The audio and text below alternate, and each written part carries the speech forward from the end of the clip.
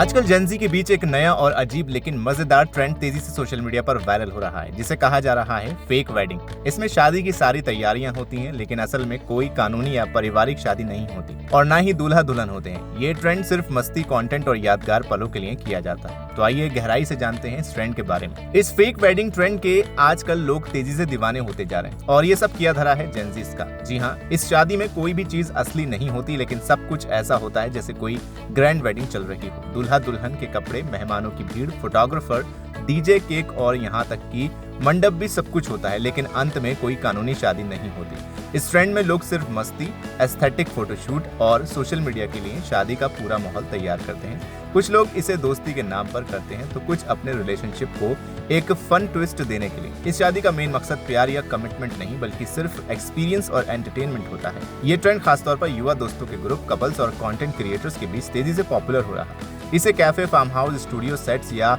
Outdoor venue पर आयोजित किया जाता है। जेनजीज इसे एक फन एक्टिविटी की तरह देखती हैं, जिसमें कोई जिम्मेदारी नहीं होती, बस एंटरटेनमेंट और यादें होती हैं। इतना ही नहीं, ये ट्रेंड इतना फेमस हो चुका है कि इवेंट प्लानर ने भी अब इसके पैकेजेस देना शुरू कर दिए हैं। इस नकली शादी में क्या क्या शामिल होता है, ये भी जान लीजिए।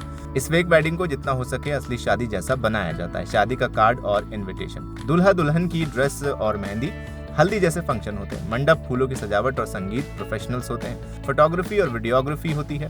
दोस्त और फेक रिश्तों की भीड़ और हाँ, कई बार नकली फेरों तक की एक्टिंग। इस नकली शादी के लिए रजिस्ट्रेशन फीस भी होती है। अगर आप भी इस तरह की किसी पार्टी में शामिल होने और एंजॉय करने का सोच रहे हैं, तो बता दें कि इसके लिए आपको ऑनलाइन रजिस्ट्रेशन करना होता है, जिसके लिए लगभग 500 रुपए की एंट्री फीस देनी होती है। एक्सपर्ट्स का कहना है कि अब कई महीनों तक शादी का ऑफ सीजन होने की वजह से फेक वेडिंग ट्रेंड में आया।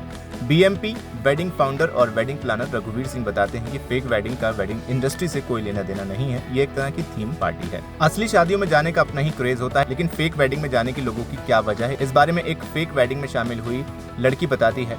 हम इस वेडिंग में एंटरटेनमेंट और खाने पीने को एंजॉय करने गए थे। साथ ही इस तरह के कार्यक्रम हमारी यादों को ताज़ा भी करते हैं। हमने असली शादी में तो बैंड बाजा और खाना पीना कई बार किया है, लेकिन फेक वेडिंग में उसकी वाइब्स को भी महसूस करना था। वहाँ डेकोरेशन और बैंड बाजा देखकर बिल्कुल असली शादी जैसा एहसास हो रहा था। भारत में फेक वेडिंग की शुरुआत चेन्नई में एक फेक वेडिंग से हुई थी। उसके बाद मुंबई और पुणे में भी फेक वेडिंग का आयोजन किया गया, जहाँ तमाम लोग शादी वाले कपड़ों में पहुंचे थे। इसके बाद अब दिल्ली NCR के लोगों के लिए नोएडा में फेक वेडिंग इवेंट किया गया।